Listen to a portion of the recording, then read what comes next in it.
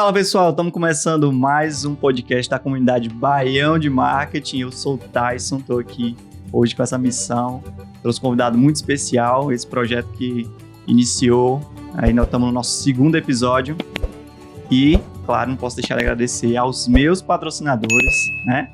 Opção Distribuidora, HCT Contabilidade, Spin Business, né? E os meus parceiros, a DVB Ceará e 544 Podcast e Cowork, que estamos aqui, inclusive, gravando esse episódio.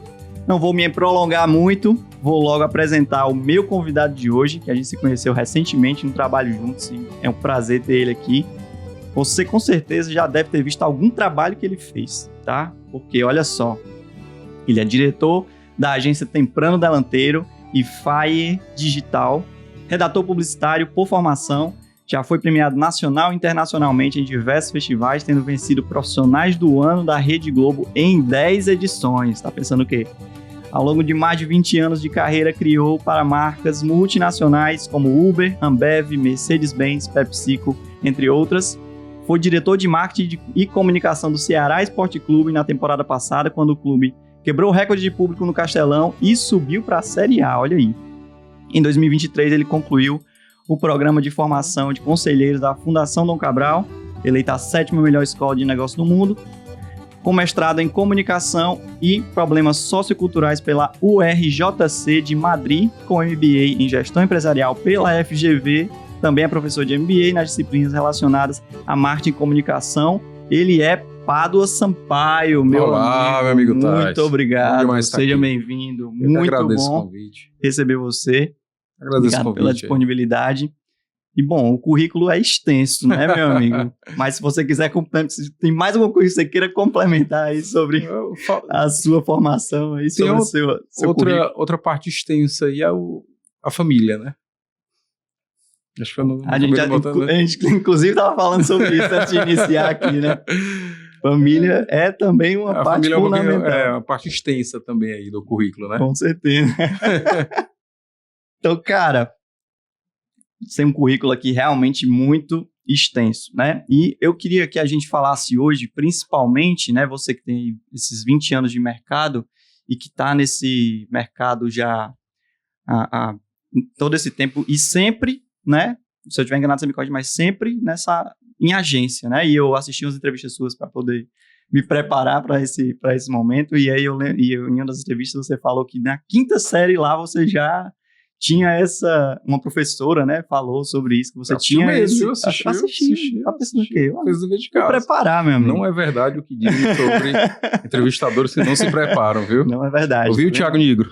Tá gostando desse conteúdo? Ele só está sendo possível graças aos nossos parceiros e um deles é a HCT Contabilidade. A HCT hoje atuando com foco em profissionais de saúde e empresas de tecnologia, tem base aqui no Ceará e também no Pernambuco, mas pode atender você no Brasil todo. Então, se você quer saber mais sobre a HCT, vai lá no Instagram, @HCTcontabilidade ou no site também, www.hctcontabilidade.com.br. Beleza? Obrigado, HCT. Vamos voltar para o nosso conteúdo, então. E aí me conta mais, como é que começou essa tua disposição para publicidade e comunicação e essa tua carreira sempre nessa... É engraçado que aconteceu isso mesmo, é verdade. Assim, acho que na 5ª série eu estudava no colégio salesiano e uma professora comentou isso, eu não fazia a menor ideia do que seria publicidade. E aí são várias pecinhas que vão se encaixando ao longo dos anos e quando você olha, você está dentro de uma agência de propaganda. Então essa professora falou, sua redação é bacana, 5ª série, queria jogar bola e só, né? E passar por médio, só isso. Só isso. Sua redação é bacana, você poderia pensar em fazer publicidade, eu não fazia a menor ideia. Mas eu lembro que depois de muitos anos, depois tinha um programa que era muito legal, se chamava Intervalo, que era um publicitário chamado Lula Vieira, que ele falava dos comerciais e explicava como é que os comerciais eram feitos. E eu lembro que esse programa passava antes de um programa da Cultura também, que era muito legal, que eu acho que era X-Tudo, uma coisa assim. Lembro de que depois veio o Castelo Rá-Tim-Bum, né? Sim. E eu começava a assistir um pouquinho antes, acabava pegando ali o programa chamado Intervalo. E aí fui para o colégio de novo, voltando para o universo do colégio, ou os professores disseram a mesma coisa, né? Que de alguma maneira você tinha jeito e tal. Se comunicava bem. Se comunicava bem e tal. E muito mais pela escrita, né? Porque, na verdade, ainda hoje, mas na época, muito mais tímido, mas era uma coisa muito mais pela escrita, pela forma de escrever, e muitas vezes não exatamente com uma perfeição gramatical, mas a questão do argumento. Sim, né? sim. Isso funcionava em casa também, quando eu queria pedir um brinquedo pro pai e tal, Importante. que era de uma maneira diferente. E deve funcionar muito bem até hoje também. Eles fazem comigo hoje, meus filhos, né? Eles fazem comigo hoje. Então, foram levando para a publicidade. Agora, eu confesso que não tinha essa noção do que era publicidade, do que fazia exatamente. Sim. Por coincidência, as peças do quebra-cabeça, eu fui vizinho de muro de uma pessoa que para mim é um dos maiores publicitários que o Ceará já teve, que é o Gilmar de Carvalho, que depois deixou a publicidade, virou um grande pesquisador na nossa cultura. Sim. E ele era vizinho de muro mesmo. A minha rua era a Rua Grécia 55, a dele era Grécia 45. Então as coisas foram... Casinha colada ali. Então as coisas foram meio que acontecendo nessa direção. Às vezes a gente tem essas referências, né, na nossa vida, e a gente nem sabe. E depois que passa, que você tem um olhar um pouquinho mais distante do que aconteceu, você vai juntando essas peças do quebra-cabeça. Legal. E, de alguma maneira, eu muito feliz, assim, com o que eu faço até hoje. Muita pressão, tem uma relação de amor e ódio, assim. Né? Já ia puxar também, já ia puxar também esse gancho, né, do mercado de publicidade de agência, né? Ele é um mercado... Eu, por um tempo, por exemplo, eu achava que eu precisava... Eu nunca trabalhei em agência. Sim. Achava que eu precisava daquela experiência, né? E eu acho que muitos profissionais têm essa visão, né, de que precisam trabalhar em agência, porque vai ser uma escola, vai ser, né, e é um mercado muito dinâmico, e é um mercado que você precisa estar ligado em tudo que acontece, e precisa ser, né, precisa estar ligado, né, precisa estar ali, e nesse nível que você conseguiu atingir, né, de premiações nacionais e internacionais, queria que você falasse um pouco de como é que foi essa trajetória até esse nível de premiações, né? Para que a galera que está vendo aí possa ter essa noção, porque eu acho que todo mundo que é da publicidade sonha muito com de chegar nesse nível, né? De ser premiado, ter uma campanha premiada. Ver a campanha na rua, né? Que é uma coisa pronta, muito legal, né? Assim, uma coisa muito legal. Que ainda hoje, para mim, é bacana, assim, pô, você vê algo que você batalhou para criar, foi lá, defendeu, apresentou. A ideia se tornando realidade. Ver a ideia acontecendo na rua para as pessoas, isso é algo que, esse tipo de encantamento, eu acho que eu não perdi, assim, ao longo de 23, 24 anos, eu não perdi esse tipo de encantamento. E a agência, muitas pessoas dizem que é um ambiente bacana para você aprender, porque além de ser muito dinâmico, ele é um ambiente de pressão. Sim. Ele não é um ambiente, por exemplo, relaxado, assim, né? Não é um ambiente descompromissado. Ele é um ambiente muitas vezes descontraído, sim, mas é uma descontração que está ali permeando uma pressão o tempo todo. Você precisa estimular a criatividade de alguma forma, né? Assim, então, ele tem a pressão ao mesmo tempo que ele pode ser um ambiente mais... Ele é relaxado porque as pessoas são mais descontraídas, sim, e tudo. Eu acho que existe um equilíbrio, mas é uma profissão, por exemplo, de muito não. Sim. Imagina que você dedica aí uma semana, vários dias para criar uma campanha que você não sabe se o cliente vai gostar, que você não sabe se vai para a rua, não sabe se vai ser aprovado e não sabe se o público vai gostar quando for para a rua. Então é uma área que, de alguma maneira, você tem que ter, tem a coisa do talento, mas eu gosto muito da ideia do esforço. Sim. Então, assim, do esforço, para mim, ele supera a questão do talento. Eu acho que o talento ele vai até um certo ponto, e do esforço ele é diferente, assim, ele faz você ter esse resultado extra. Eu lembro de uma história, eu trabalhei numa agência em Madrid, era uma agência da rede BBDO, que era uma rede que tem no mundo todo, né, que era Contraponto BBDO. Aí eu, maravilhado quando eu cheguei lá, né, cara, eu chegava lá, eu entrava, tinha uma parede, assim, de Leão de Cannes. Os caras que eu via nos anuários eram os caras que eu tava vendo Tava trabalhando, né. E tinha um diretor de criação, 2 diretores, que era o Carlos Fernandes, e o outro era o Félix Del Valle, são caras premiadíssimos também, super respeitados na Europa, e eles passavam um trabalho para mim. Passava, na verdade, eu era trainee, passava para os trainees e inclusive para mim. E eu sempre tinha isso muito claro, assim, cara, ele vai aprovar uma ideia minha, nem que seja por pena. Ele vai ficar com pena, assim, cara, que esse brasileiro fez tanta ideia, apresentou tanta coisa, que eu tenho que... Uma das coisas eu vou ter que aprovar. Eu vou ter que aprovar. Então, quando a gente ia para os mesões das ideias, ele vamos ao brasileiro, né? Bora pro brasileiro. Aí eu, tem isso aqui, aí tem mais, tem isso aqui. E uma delas normalmente ficava, né? Uma delas dava certo. Então, a agência, ela é muito isso, assim. Você tem que estar preparado para ouvir não. Sim. Ouvir não internamente.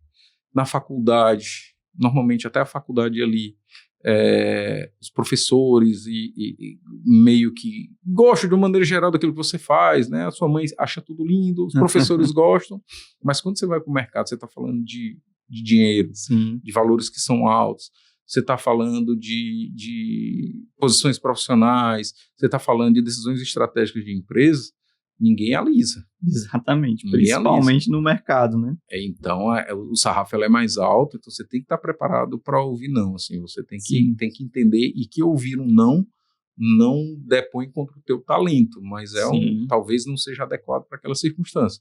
Então, para mim, eu trabalhei também, tu disse, se tivesse errado, corrigisse, fazendo pequena correção, mas eu trabalhei em agência, trabalhei 4 anos no Sistema Vesmares, no departamento de marketing, mas trabalhando na criação, que para mim foi uma baita escola também. Sim. E as pessoas com quem eu trabalhei na época, que também estavam começando, muitas delas ainda estão lá. Uhum. Então, o Eric Picans, que é o diretor comercial, que é um grande amigo, o Rui do Ceará, que é o superintendente, outro grande amigo que eu gosto muito, a Dami Macedo, que esteve por lá, mas está na Nacional. Então, são pessoas que a gente foi encontrando. O Tiagão, que hoje é o chargista, que trabalhava comigo no departamento de marketing. Legal. Então, essa também foi uma baita escola, porque ali você está trabalhando num organismo enorme, né? Sim. Então, esse jogo de cintura e esse saber levar não, ele ali, mais do que nunca, ele era importante. E você que está assistindo esse podcast, saiba que ele é um oferecimento da Opção Distribuidora. A Opção Distribuidora hoje trabalha atendendo em todo o Ceará com os melhores rótulos de vinhos, espumantes, destilados e muitos alimentos também que podem ir para a sua mesa, tá? Então, hoje, atendendo mais de 3 mil clientes, a Opção Distribuidora traz as melhores opções para você. Então, se você quer saber mais, vai lá no Instagram, @opçãodistri, certo? E fica sabendo tudo sobre as novidades da Opção Distribuidora e você encontra os produtos da Opção Distribuidora nos melhores supermercados, restaurantes da cidade e do estado do Ceará. Então, Opção Distribuidora, muito obrigado, hein? Tu lembra, assim, sei lá, da sensação, como é que foi da primeira premiação lá do Profissionais do Ano e tal? Lembro, cara. Lembro. Foi muito legal, cara. Muito bacana. Foi 2015, a gente fez uma campanha para um cliente que também, até hoje, são pessoas muito queridas, que é o Colégio Master, o professor Nazareno. Um abraço, professor Nazareno, um abraço, Matheus. A gente fez uma campanha de matrícula para eles, de um livro que eu estava lendo na época, que era Guia Politicamente Incorreto da América Latina, e tinha um detalhe lá do livro que falava do 11 de setembro do Chile, e a gente fez uma campanha relacionando com 11 de setembro dos Estados Unidos. Então, as mesmas perguntas, só com novas respostas. A gente falava legal. Só que a gente falava isso, levava para um... Puxava esse gancho do 11 de setembro. E no final tinha no final dizia que, nós estamos falando do Chile. Que hoje a gente chamaria de plot twist. Exatamente. O famoso plot twist, tinha um plot twist em 30 segundos. É uma coisa difícil de você fazer, né? Então, tinha outro lá que a gente falava de um certo Albert, que ganhou um Nobel. E aí tudo levava a crer que a gente está falando do Einstein e a gente falava do Albert Camus, do estrangeiro. Então, enfim, tinha toda muito legal. A gente falava lá de um bruxo, de um mago, só que a gente levava a crer que era o Harry Potter, e a gente estava falando do bruxo do Cosme Velho, que era o Machado de Assis. Então, foi essa campanha. E era legal na época, assim, porque primeiro você tinha uma fase eliminatória, que aconteceu em Salvador, e depois você ia para a grande final, que era em São Paulo. E aí foi, primeira vez, assim, você imaginar, a gente numa agência recém-criada, imaginar estar lá. Tinha quanto tempo? Profissionais, tinha 2 anos e meio. Bem pouco tempo. Depois disso a gente ganhou 2015, 16, 17, 18, 19, 20, 21, Aí não ganhamos 23, 22 e 23, e aí já foi com o Ceará, Brisa Net, já foi nesse momento novo. Que foi essa campanha? Que foi uma campanha que a gente fez, que foi o cachê mais barato da propaganda. Foi um picolé, que era meu filho. O ator principal era meu filho, foi o Benjamin. O Benjamin. Segundo ele, o Tomé aparece também, que é o outro filho. O Benjamin disse que o cachê é só dele, porque o Tomé só dá tchau. Você só dá tchau no vídeo, você não vai ganhar cachê. Ele falou. E aí foi outro momento legal. Sim. Talvez, para mim, dos 10 tenha sido o mais especial. O mais. Porque juntou. Vai ser difícil de novo, né? Meu filho, sim, meu time do coração, um cliente que a gente tem uma relação de muita proximidade, um cliente que a gente tem muito carinho. E aí você reuniu tudo isso no Profissional do Ano da Globo, no ano, sim, que eu estava reestreando ou estreando a Tempran. Então, para mim, eu acho que esse foi Já estreando com Profissional vitória, do Ano. Vitória, né? Vamos dizer assim, com premiação. É muito bom. Cara, muito legal. Pegando esse gancho também desse mundo de comunicação e publicidade e puxando também um pouco o lado dos profissionais dessa área, a gente tem hoje aí uma ferramenta que você já se revelou aqui, Heavy User, né? Que é a inteligência artificial generativa, né? Que é essa que veio aí, sei lá, 2022 para cá, né? Mais ou menos 23, aí. 23 foi mais, né? 23. Que a inteligência artificial, em algumas coisas, a gente já existia, né? Algoritmos, né? De rede social, a própria Netflix, né? Por exemplo, na hora de sugerir, eu já uso ali um nível, né? Já usava ali um nível de... Mas essa IA generativa, que é esse boom, né? E que algumas pessoas amam, outras odeiam, outras têm medo. E eu queria que você trouxesse esse seu olhar, assim, como profissional e como usuário também, dentro dessa área de comunicação. O que tu... Em janeiro desse ano, eu estive na NRF. A NRF é a maior feira de varejo do mundo, que para mim deixou de ser apenas uma feira de varejo. Estive ano passado, foi esse ano. Para mim, hoje, talvez seja muito mais uma feira de tecnologia aplicada a negócios do que exatamente de varejo. Então, você imagina varejo, você imagina que vai para uma feira para ver expositor, e não é nada disso. Tecnologia de checkout, e não é nada disso, né? E nessa feira discutiu-se muito a inteligência artificial. A grande mudança que eu vi logo de cara não estava nem no palco, nos palestrantes, estava na plateia. Então você tinha todo mundo segurando um celular aqui, transcrevendo a palestra. Eu achava engraçado isso. Transcrevia a palestra, no celular saíam os tópicos, depois a pessoa botava um emoji no final e publicava no LinkedIn com sucesso. Adorei essa palestra por isso, né? E eu via porque eu estava no grupo, eu estava em vários grupos da NRF, né? Então, de um ano para cá, eu fui o ano passado, não tinha isso. Esse ano a gente já tem uma tecnologia que é acessível, cada vez mais acessível. Eu acho que a lógica da inteligência artificial, ela ser acessível às pessoas. Sim. Você tem ChatGPT, por exemplo, de forma gratuita, ou você paga $20 e vai ter umas funcionalidades. Talvez ele estude mais um pouquinho o ChatGPT, que ganha um dinheirinho, talvez ele estude mais um pouquinho para dar as respostas.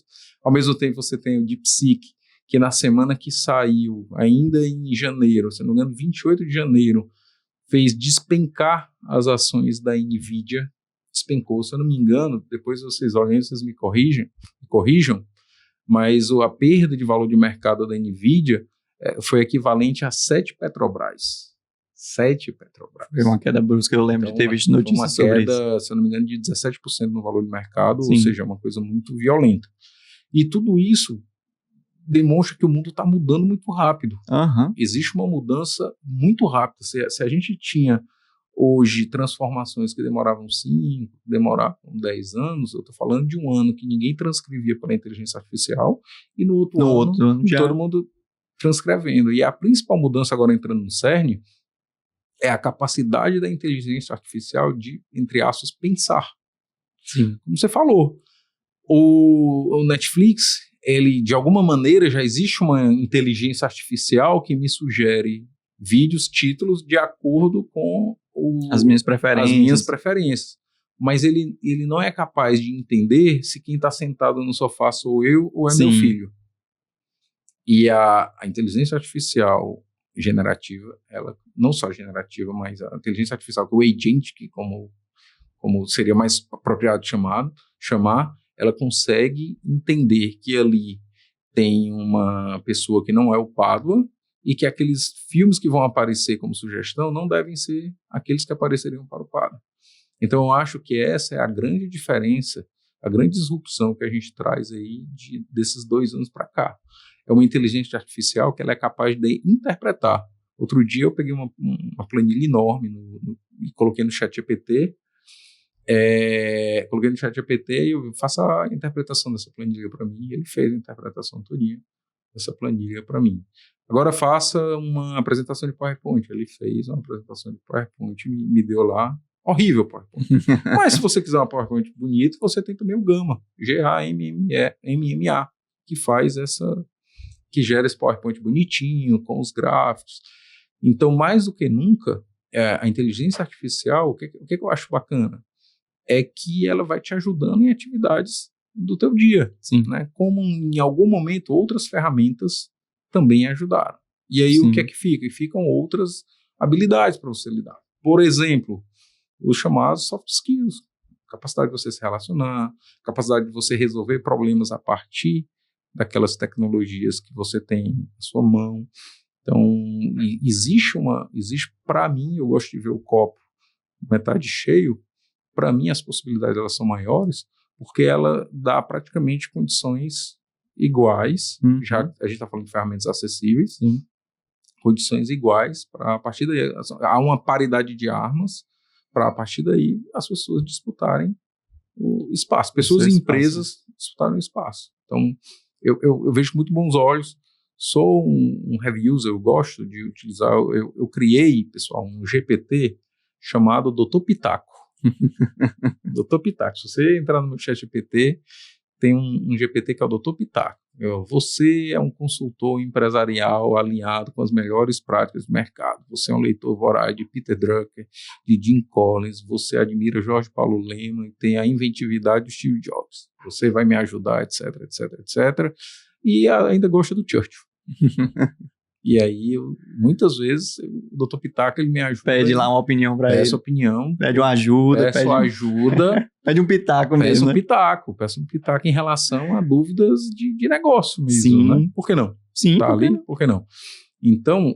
Você já deu o direcionamento, você treinou, que eu acho que é isso que as pessoas, né, não entenderam ainda, assim, né? Se você treinar aquela inteligência para o que você precisa, ela vai funcionar. Ela vai funcionar para aquilo ali, né? Para então, o que você... Para a sua necessidade, você determinou. E quanto mais você utiliza, mais você treina, quanto mais você dá insumos para ele, mais ele vai poder te ajudar.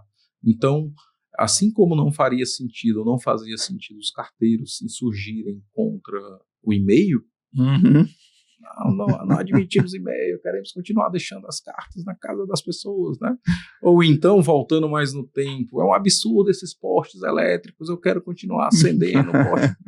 Não dá para você se insurgir com a tecnologia que está na palma da mão para todo mundo, Sim. Né? Então, é uma tecnologia que já é prevista há muito tempo.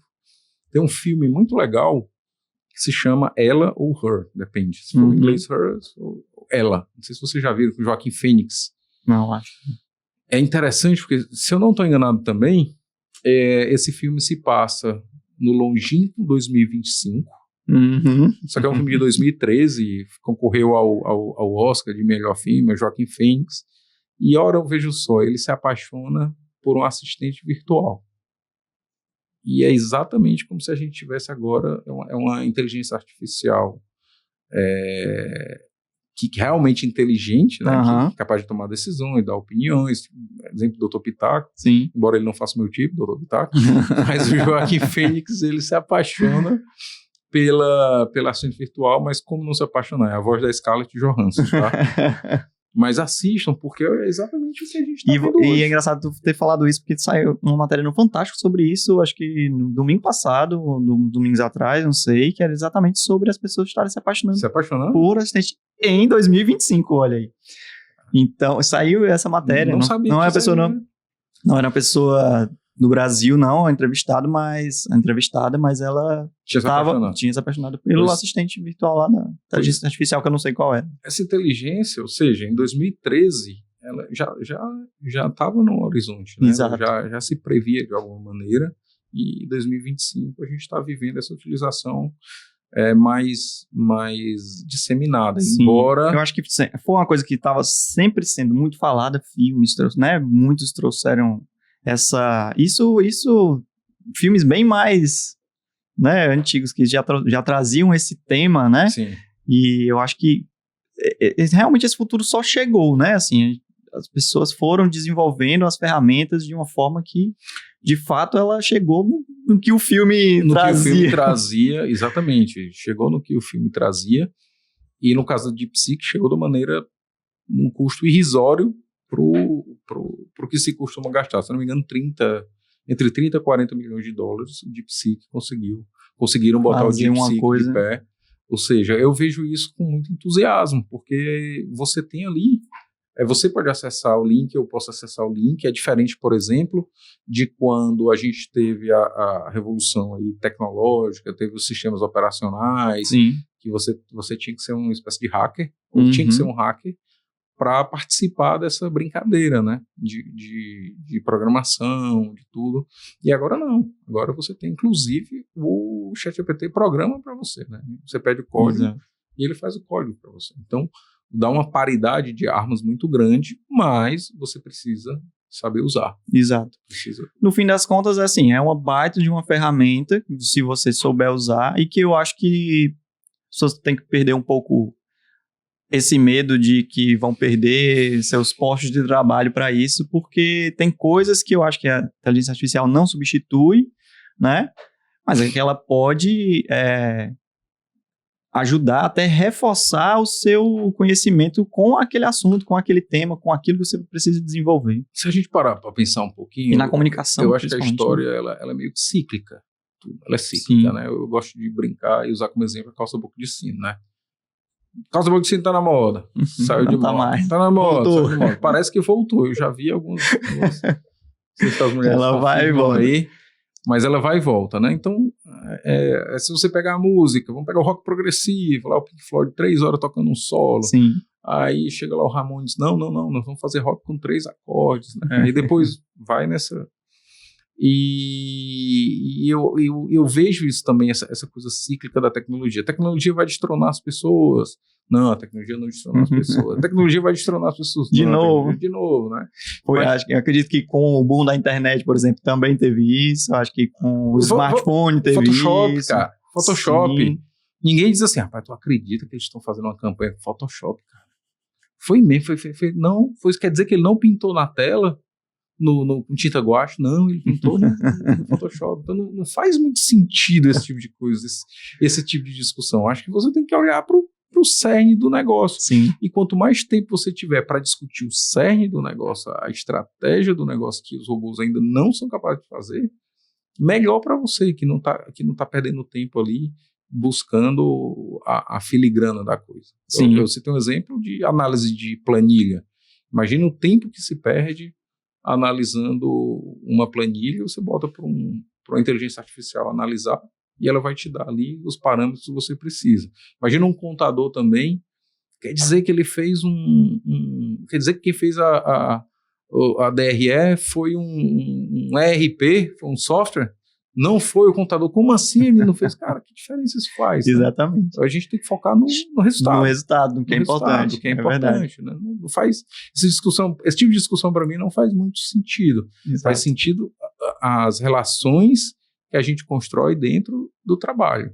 Tu falou de resultado, eu lembrei de outro trecho de uma entrevista que eu assisti, que era da tua mãe, né? Vocês estavam ali no cochilinho da tarde, aí ela passava na porta do quarto e dizia assim, eu quero ver o resultado, eu quero ver o boletim. Era barra. Eu estudava no Cristo, morava lá na Maraponga, eu tinha dia que 6h30 eu estava no colégio, cara. 6h30. Chegava junto com o eu abria lá com o porteiro me ligava, rapaz, se chegando de mim, abre aí.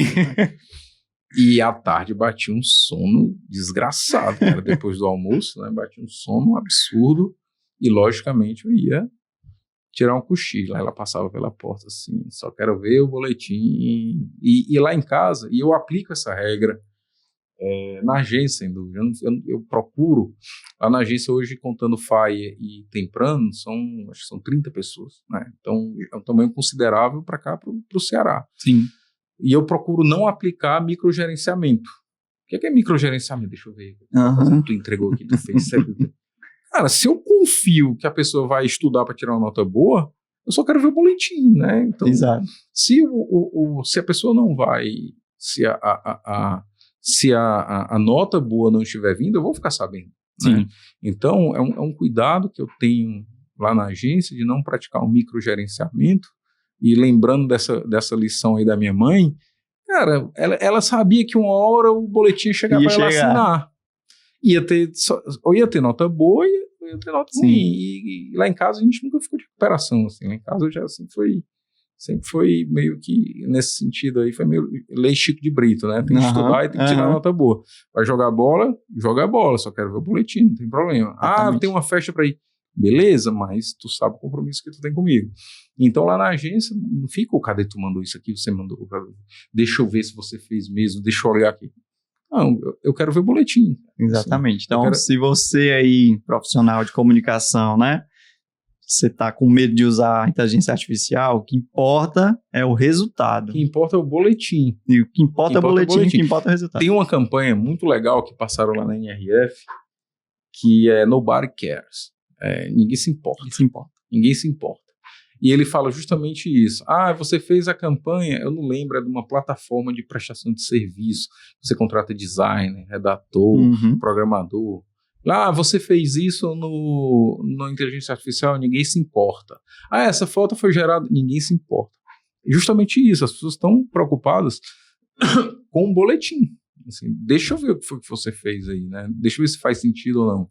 Se você fez esse troço aí, foi na inteligência artificial, na inteligência não artificial, não interessa, eu quero ver o que foi feito, né? Então, eu acho que é muito nessa linha aí do boletim. Eu quero ver o boletim no final do bimestre. Esse negócio de ninguém se importa me lembrou também o Marcos Montenegro, não sei se tu conhece, fotógrafo de Fortaleza, da Travessa da Imagem, né, e tal. Hoje ele dá uns cursos, né, e ele é aquela vibe assim dele, aí ele tem às vezes ele sai na rua, ele vai pro centro de Fortaleza, né, aí pega o celular aqui, começa a se gravar e diz, galera, olha aqui, eu tô no centro de Fortaleza, se você tem vergonha de se gravar, ninguém tá nem aí, olha aí, ó, o pessoal passando, ninguém tá nem aí pra mim, ninguém tá nem aí pra você, mas o que importa é que você faz, não sei o quê, e aí ele vai, né, e é um pouco disso também, né, assim, às vezes você tá muito preocupado com o que as pessoas ninguém tá nem aí, cara. Vão pensar e ninguém tá nem aí, você tá pensando. E aí, às vezes você vai dando esses passos,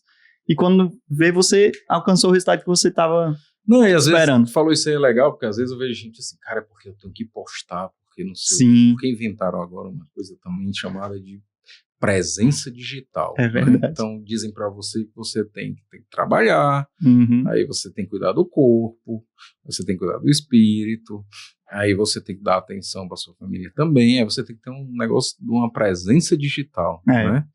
Só que tem gente que leva isso tão a sério que diz assim, não, cara, porque eu tenho que postar. Às vezes você tá com uma pessoa e a pessoa vai lá, prata, ou então te puxa aqui, faz uma foto, né? Tem um negócio. Mas também tem um outro extremo também que o cara não quer. Low profile. Não é nem o low profile, aí é o zero profile, entendeu? O low profile, eu acho que eu ainda tô na categoria do low profile, assim, posto quando tem vontade, quando acha legal. Algo que é pertinente, que você acha interessante. Que eu acho interessante, mas não me obrigo também a essa presença digital, como se as pessoas estivessem ansiosas para ver o Pado. E o Pado, né? Tomou de café da manhã. Tomou de café da manhã. Inclusive, quando tinha aquele aplicativo lá que você envelhecia, né? Não tinha um aplicativo desse? Parecia que você tinha trabalhado em agência, envelhecia rápido. Aí um amigo meu disse, cara, não faz isso não, porque pegam todos os teus dados, vão ver essa. Aí o cara, ele vai olhar assim, cara, que coisa sem aventura, né? A vida do Paulo, ele vai pra casa, cuida dos filhos, vai pra agência, né? Que coisa sem, né? Ele não vai saber de muita coisa não, se ele pegar no já, né? E ninguém tá morrendo por isso, cara, ninguém tá. Aliás, eu tenho até uma sensação que às vezes tá todo mundo se preocupando em falar e ninguém se preocupando em escutar, né? Sim. Você vai passando aqui, vai vendo, tá todo mundo preocupado em passar alguma mensagem, mas escutando tem pouca gente escutando. Verdade. Eu vi uma história interessante também, eu participei de um podcast há muitos anos, tá com uns 2 anos, eu acho. E quando terminou, aí um bate-papo como esse aqui, e aí o cara que fazia, o dono da sala e tal, só a gente faz fake cash também, viu? Aí eu, faz o quê, cara? Fake cash. Aí o que é isso, cara? Não, é assim, você fica falando sozinho, a câmera fica em você, e a gente faz os cortes, né? Como se você estivesse falando com alguém, né? Então, assim, existe uma... Cara, eu sempre achei isso um negócio muito bizarro, assim, a que nível a galera tava chegando há um tempo atrás, mas aí isso não durou muito tempo, aparentemente. Ainda de vez em quando, alguém que eu vejo assim, tá começando, isso fez acender uma luzinha amarela quando eu vejo alguém muito tempo falando e só tem ele. Não faça esse corte, tá? Ó, tá, isso tá aqui. Tá aqui como se fosse só um, né? Sim, assim, falando. Mas é isso. E às vezes também, é como se fosse só essa câmera. Às vezes eu pego, vou postar e eu... Por que os outros têm que saber que eu tô fazendo isso? Aí eu não posto, cara. Desiste, assim, né? No meio do caminho. E eu pensei... Deixa pra lá. Ninguém se importa. Ninguém se importa, cara. Né? Então, às vezes é muito mais um arquivo pessoal. Sim. Sabe, uma coisa que você quer lembrar. Enfim. Mas eu ia falar... Acabei esquecendo. Mas... Pô, perdi aqui o fio da meada, mas é isso, cara. No podcast, tava falando que foi gravar lá. Não, pois era isso, do tal do fake cash, né? Do fake cash, cara. Então isso é uma loucura, né? Assim, no dia a dia, a presença digital. Você agora tem que ter uma presença. Não, o que obrigar, eu ia dizer que talvez isso seja uma coisa muito mais da minha geração. Pode ser. Porque o que eu observo, e existe um fenômeno nesse sentido, a turma mais nova, muitos, eles eram feed, cara. Sim. Só história. Assim, é só o momento. Eles não têm essa feed harmônico, né? Tinha esse negócio de feed harmônico, né? Eles eram feed e é só história, é só o que tá ali. E eu já vi vários, assim, vi a turma mais nova da agência. Então tem essa, não bastasse a gente ter que mastigar 20 vezes o alimento, né, ter que cuidar do corpo, a academia, tem a presença digital. Tem todas essas coisas. Que esse mundo moderno aí. Então, ó, 2 lições aí, ó. Não façam fake cash e o que importa é o boletim. A Spin Business também tá com a gente nesse projeto. Muito obrigado, Spin Business. E olha, se você quer aí um representante que vai aumentar a sua visibilidade no mercado, fala com a Spin Business. Hoje trabalhando com empresas de comunicação e também de recursos humanos, a Spin Business pode te ajudar a alcançar novos resultados e se conectar aí com o seu público certo. Então, vai lá no Instagram, @spin_business_, fala com o Alexandre e vamos voltar para o nosso conteúdo. Vamos mudar de assunto aqui rapidinho? Eu queria que tu falasse da tua experiência esportiva no Ceará. Intenso. Como é que foi? Intenso. Como é que foi essa experiência? Porque você já fez campanhas premiadas, você já fez marketing político, né? Para grandes nomes da política. Mas o marketing esportivo, muito legal.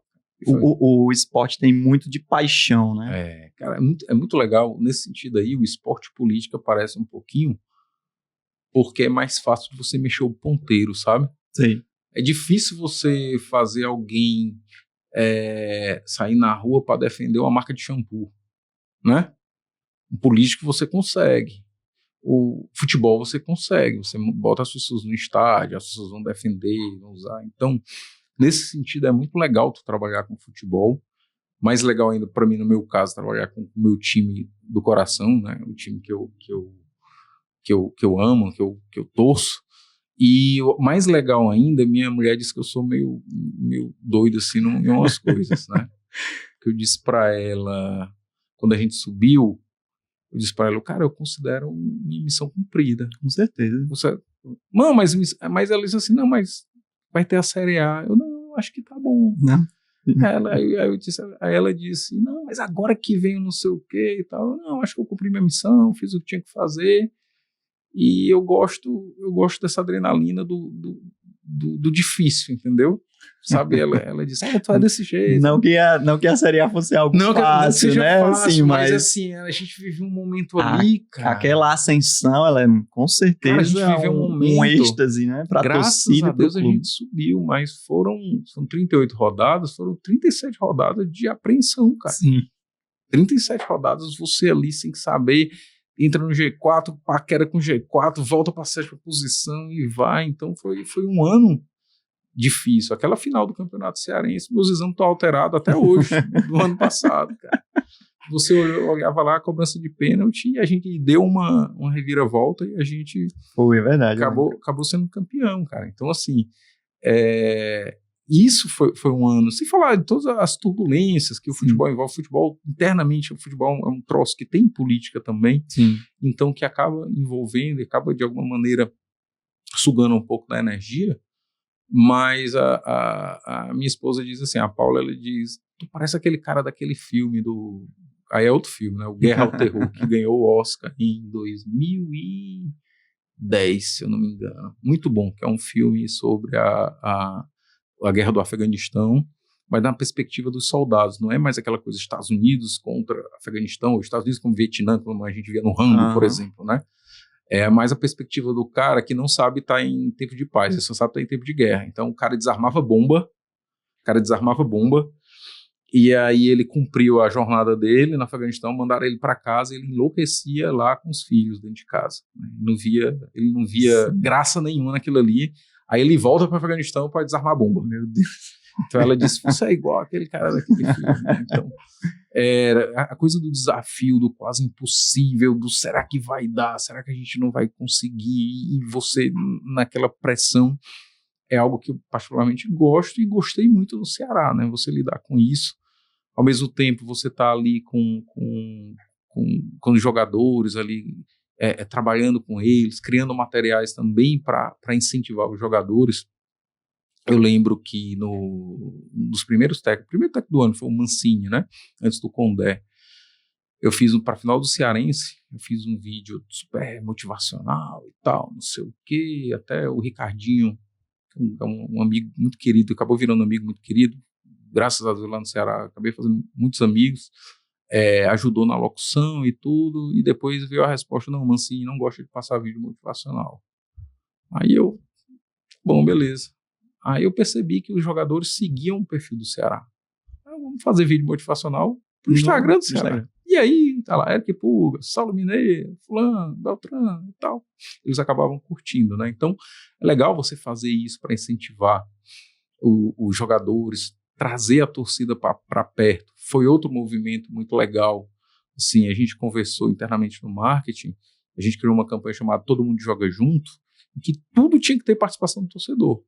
E eu, na coletiva já de abertura, foi uma coisa que eu falei, que não existe marketing bom sem bola na rede. Enquanto não tiver bola na rede, enquanto não tiver resultado, o marketing não vai ser bom.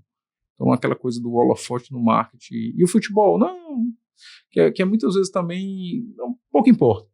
Que é muitas vezes também o que acontece nas agências, que eu tenho campanhas para entidades beneficentes muito, muito bonitas e criativas, porque eu fiz ali para o prêmio, etc, etc.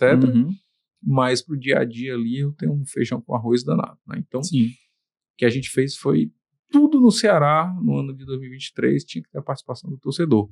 Eu lembro que nessa mesma época, há um ano, minha mãe mandou... E aí todo mundo vira teu conselheiro, né? Tu tá no Ceará. Minha mãe do Ceará pra caramba também, torcedor do Ceará, meu irmão, meus amigos, tudo ficava mandando coisas. E minha mãe mandou e foi ótimo ela ter mandou um cartaz de um rapaz sentado em frente à loja do Ceará, tinha assim, troco minha casa no Bom Jardim por um ingresso da final. Depois vocês podem botar aí na internet. Aí eu tava logado no perfil do Ceará. Pedi para ficar logado, para ficar acompanhando e tal, vendo.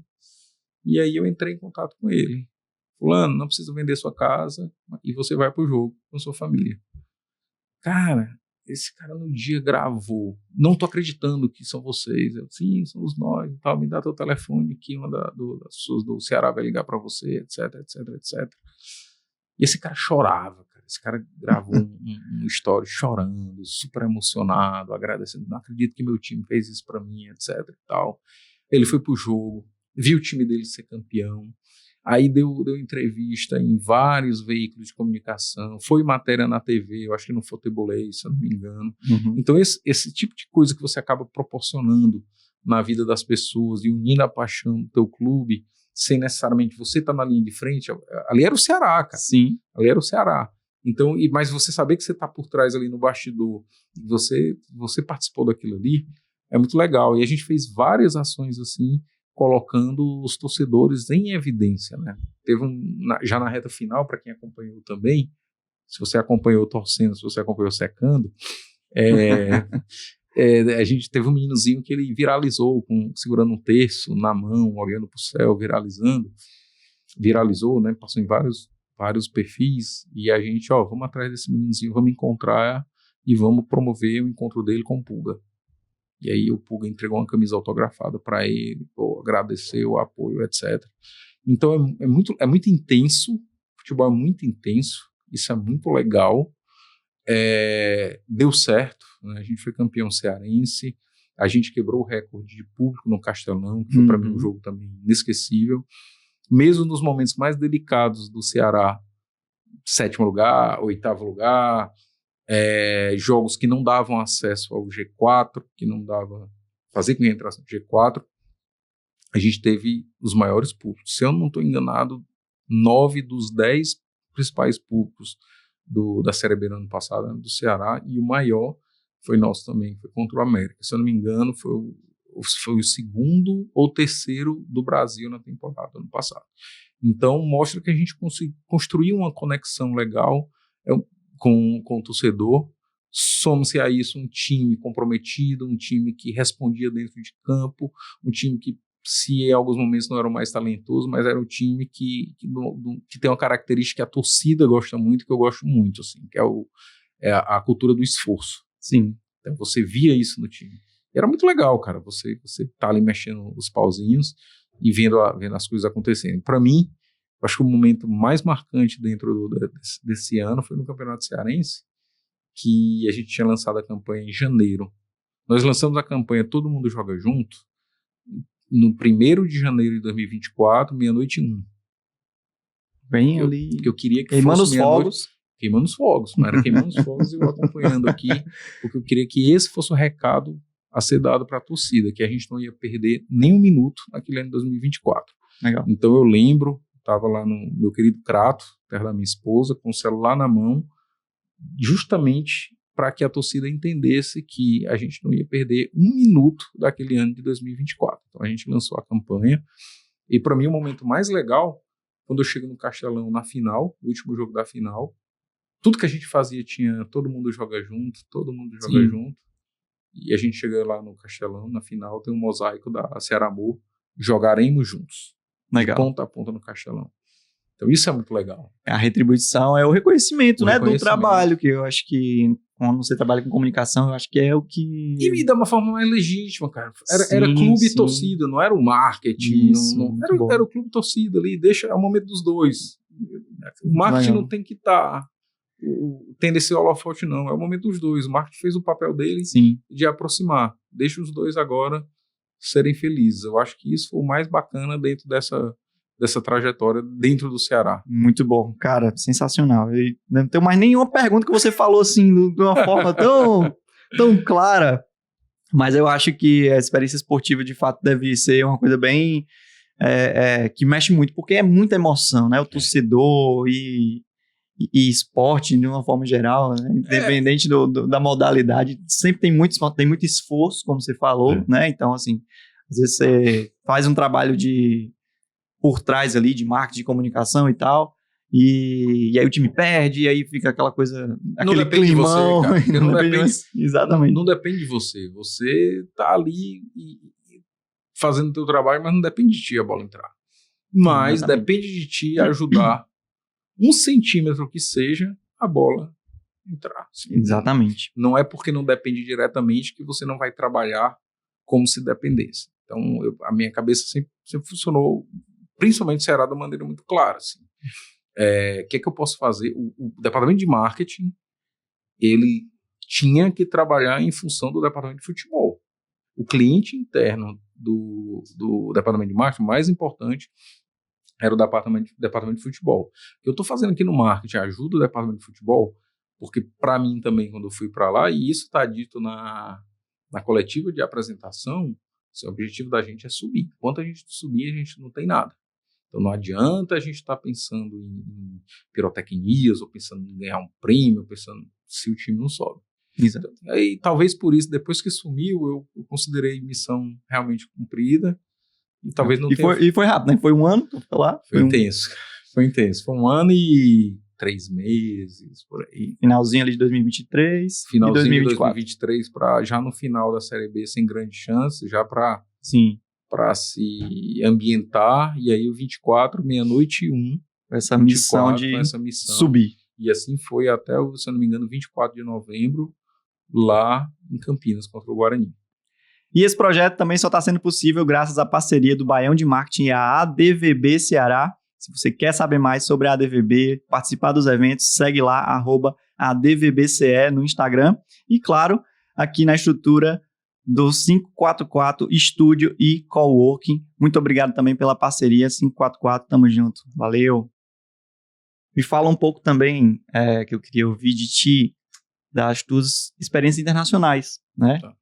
Como é que foi essa vivência lá fora, principalmente como é que né, esse mercado de comunicação lá fora, os principais desafios que tu teve e as principais diferenças que tu notou, né? Porque a gente tem uma visão do marketing, a gente costuma dizer que o brasileiro já nasce com um pós em marketing, né?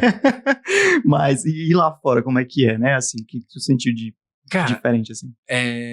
Contando um pouquinho é importante dar esse contexto. Eu trabalhava numa agência aqui, que foi uma agência muito tradicional durante muitos anos, que é a Slogan, uma agência de pessoas muito queridas. Mas em determinado momento eu quis ir para fora. Uhum. E foi no momento que eu e a publicidade a gente estava meio em crise. Né? Eu te falei da história do amor e ódio, né? Do amor e ódio, a relação estava estremecida. E eu disse, não, eu quero mesmo a academia, vou fazer um mestrado. Então comecei a pesquisar vários mestrados, etc e tal. Fazia aula de espanhol todo dia. Antes de ir para a agência, tinha aula de espanhol, aula particular de espanhol. Cheguei na Espanha, não falava nada. É assim. A gente tem a falsa ilusão de que o espanhol é fácil, né? Mas cara, é bem mais difícil do que o inglês, inclusive. Falando um pouquinho da aula, no primeiro dia de aula eu peguei um professor que é de uma região da Espanha, da Andalucia, que fala uma boca muito fechada, assim, né? E eu não entendi nada, cara. Absolutamente nada. Ele falou 2 horas, eu devo ter entendido aula, alguma coisa assim, certo? Eu devo ter entendido Buenos dias, alguma coisa assim. E eu pensando, meu Deus, cara, o que eu tô fazendo aqui? Eu joguei meu dinheiro fora, a economia da minha vida inteira para vir para cá estudar e eu não tô entendendo absolutamente nada. Tempos depois eu descobri que uma amiga da minha sala, que veio da Suíça, minha sala tinha muita gente de fora, ela veio da Suíça estudar, que falava 5 idiomas, ela também não entendia nada e tinha ido pro banheiro chorar. Se eu tivesse sabido disso no dia, eu tinha ficado mais tranquilo, cara. Tu tava indo um nível ali que eu tu tava não, no nível não tinha chegado no nível de chorar no banheiro. Ela tava estudando pra ser papa, cara. Ela falava 5 idiomas. Mas é sério, ela foi chorar no banheiro, assim, ela é a mesma coisa que eu tô fazendo aqui, etc. E assim como tem gente no Ceará que fala que você não entende nada, né? O cara fala, esse era um professor que veio de uma região que falava muito fechado, né? E aí eu quis a academia, estava vivendo essa relação estremecida aí com a publicidade, vinha de 3 anos muito, muito intensos, leia-se intensos, muitas vezes chegar na agência segunda-feira e ir embora na quarta, dormir no sofá da agência, isso é um intenso. Houve dias que eu amanheci trabalhando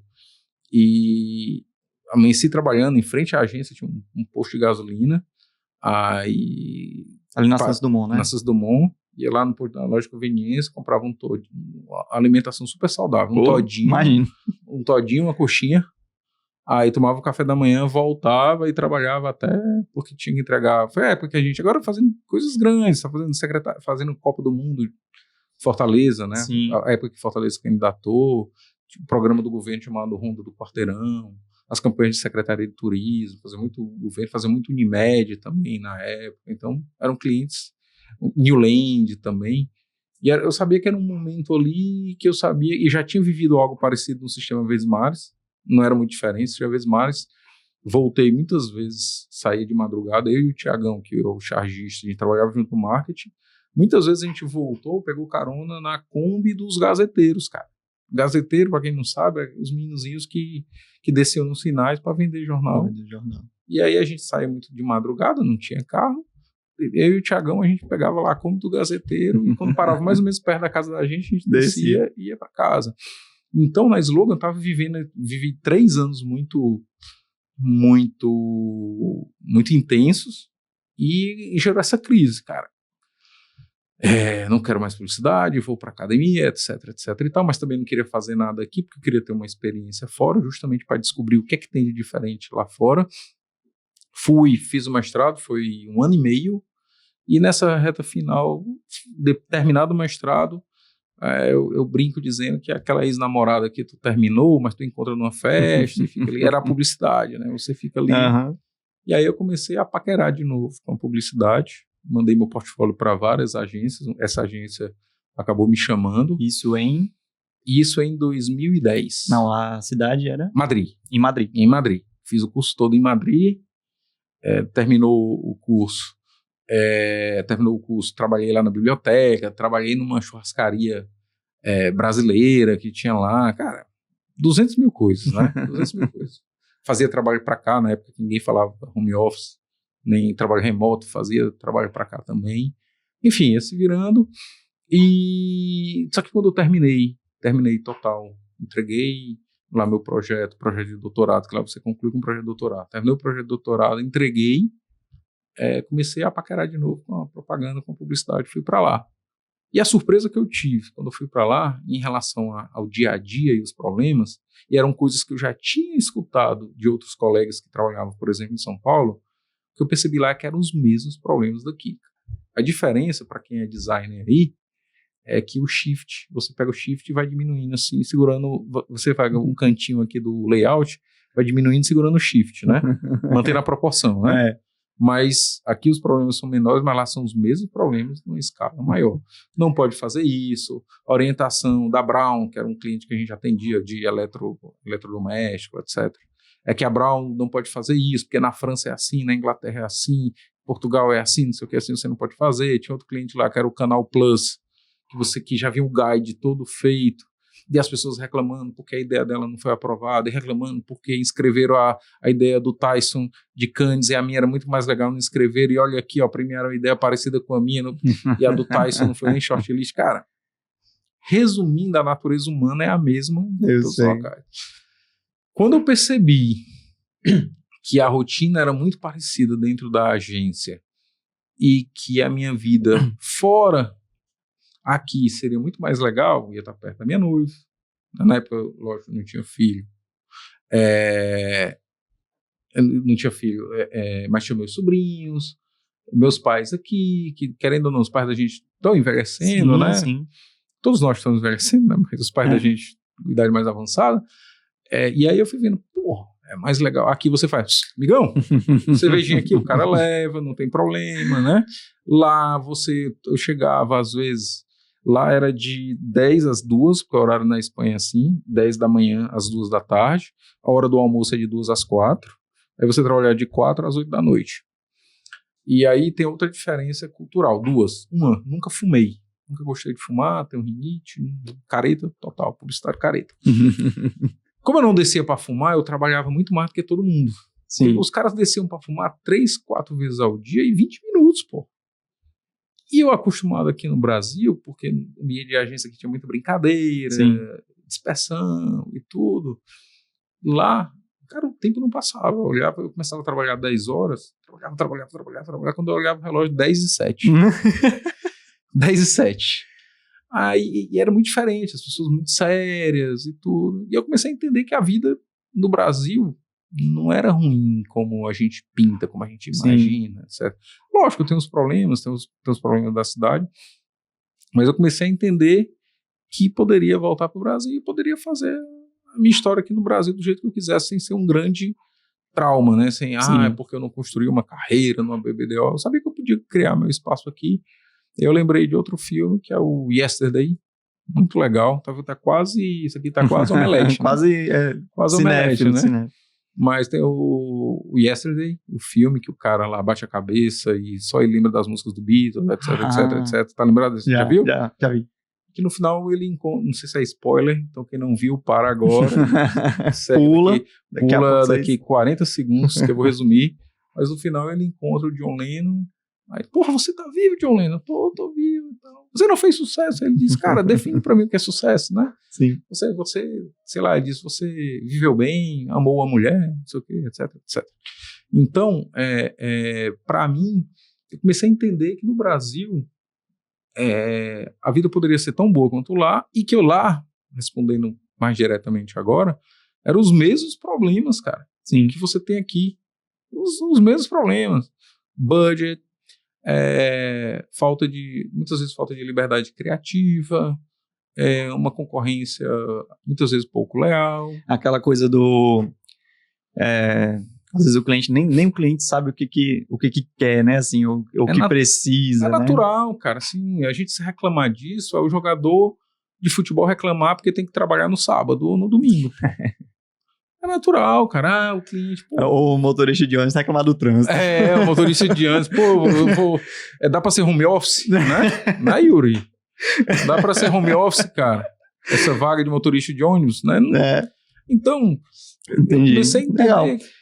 Eu sempre vi a carreira internacional como um passo que eu acho legal, que o profissional, se tiver a possibilidade, vivencie, para ter outras experiências culturais, principalmente, né?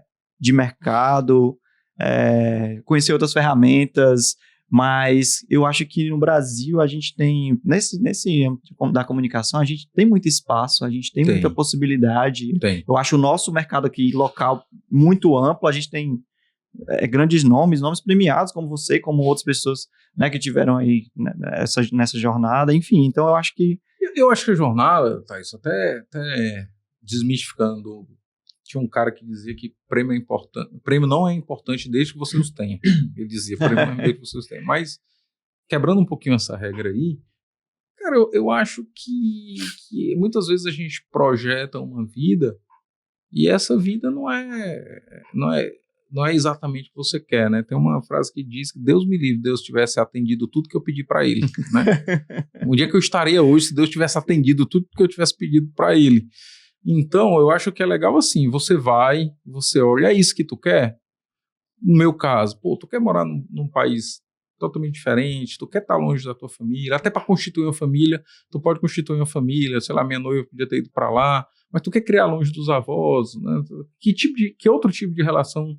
Tem muito a ver com os valores também, né? Que eu acho que isso para você é muito forte, né? Que para mim é muito forte, né? Então, se você perguntar, cara, pra mim eu sou extremamente, mesmo que não tivesse nenhum prêmio, ou pra mim isso é bacana, é legal, você vai pra festa, as pessoas batem nas tuas costas e tal, mas no outro dia, cara, o cliente tá numa reunião contigo, ele quer saber do resultado dele, então isso é bacana de alguma maneira, mas não é uma coisa que vai definir a tua felicidade ou o teu sucesso profissional, né? Então eu acho que a coisa do sucesso profissional, vamos dizer assim, ele está muito mais ligado, hoje mais do que nunca, a meu ver, ele está muito mais ligado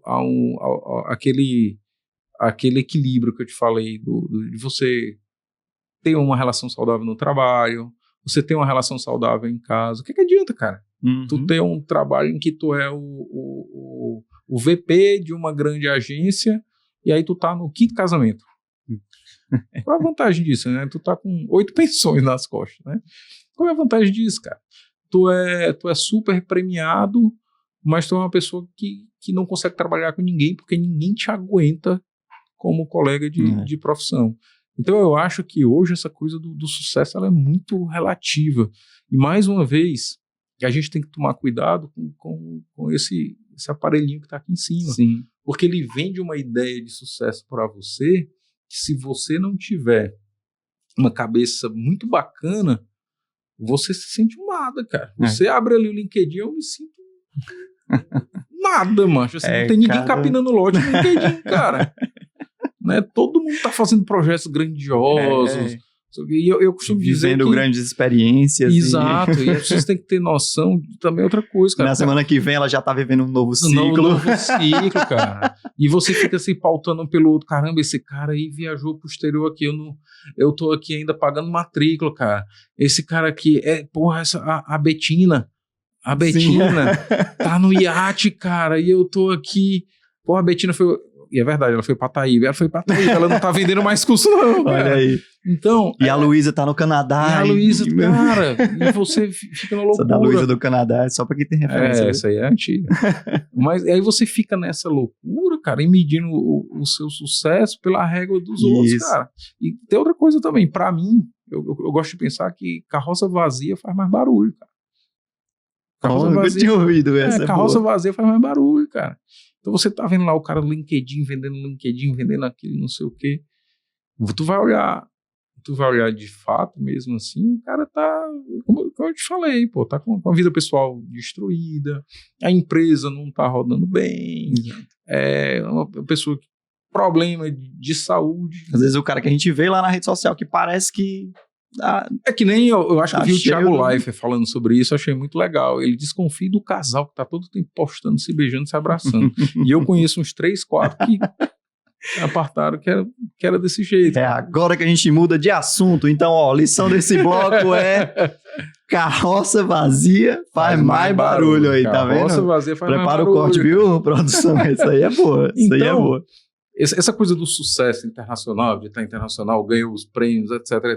Cara, assim, é muito, eu acho muito relativo isso, assim. Eu acho que a questão do sucesso é muito mais uma ambiência do cara estar em paz, ir para casa em paz, e ter paz em casa, e ter o respeito das pessoas. Sim. É outra coisa também. Eu digo muito lá na agência, a síndrome do marceneiro. Que a gente não pode, tem que tomar cuidado, nós prestadores de serviço, que é a síndrome do marceneiro. Tu chega na casa de um amigo teu, aí assim, porra, cara, que móvel bonito, cara. Quem foi que fez? Não, foi um marceneiro. Me dá o telefone dele. Deus me livre, cara. Foi tanta dor de cabeça pra ele me entregar esse móvel que eu não vou nem te passar o telefone, não. Então a gente tem que ter cuidado com isso, assim, sucesso. Você entregar um trabalho, o cara continuar te respeitando. Sim. A pessoa falar bem de você, onde você não tá. Você ter credibilidade. Boca ainda é o melhor marketing, né, também? Eu acho, cara. Eu acho, porque hoje todo mundo pega um celular e grava e faz o vídeo, edita no CapCut, etc. Sim. Mas eu acho que o telefone desligado, eu acho que ainda tem muito poder, assim, cara, de você dizer, fala com o Tyson, cara. Cara, não tá rodando isso aqui, etc. Bate um papo com o Tyson, cara. Tyson é um cara legal. Pessoas próximas, assim. Eu vejo muitas vezes a gente preocupado com essa, voltando à questão da presença. Não sou contra a presença digital, de jeito nenhum. Tem o Instagram, tem o LinkedIn, embora não passe mais do que 5 minutos ali, sabe? Peço pro pessoal postar lá. Mas o ponto é que a gente tem que tomar um pouquinho de cuidado do que essa presença digital e assim, o que a gente está vendo do outro lado, se é legítimo, né? Sim. A loucura é tanta, cara. Aí, até para você poder avançar, mas a loucura é tanta que eu estava conversando com não sei quem, não lembro, mas disse que as influencers, elas alugam uma diária num hotel caro, levam vários looks, levam um social media e vão produzir conteúdo com vários looks e vai soltando aos poucos ao longo do ano. Então, assim, esse sucesso aí, a gente tem que começar a olhar, repensar essa ideia de sucesso. Outra frase aí, ó. Para o corte, viu, produção? Telefone, né, cara? Tem que ter frases, né? O telefone desligado é muito importante, viu? Mas estamos encerrando aqui. Cara, antes da gente encerrar, para fazer meus agradecimentos e você mandar o seu recado, a gente está nesse projeto, está começando, né? Esse é o 2º episódio e estou muito honrado que você topou participar e acreditou no projeto da comunidade quando eu falei, né, no nosso encontro pessoal, nosso primeiro encontro lá pessoalmente, no trabalho que a gente está fazendo junto.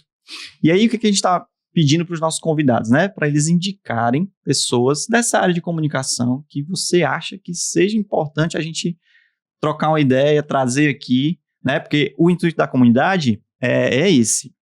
É a gente trazer pessoas do mercado local, né?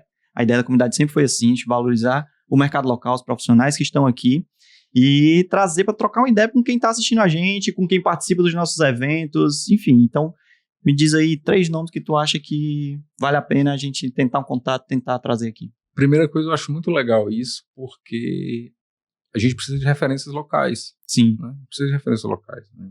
Tem muita coisa que a gente vê fora não se aplica aqui. Então é muito bacana você trazer essas pessoas, mandar a real sobre o local, sobre o que a gente está vivendo, o que a gente escolheu viver aqui, escolheu morar aqui, e é bacana isso, você trazer.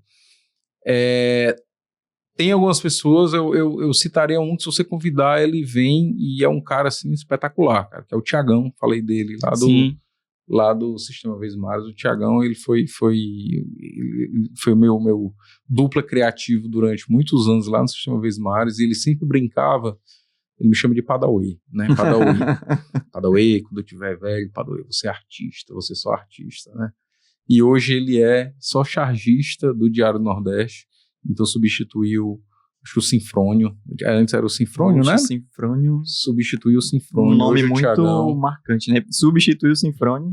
Cara, agora sim, vocês têm que separar, vai ser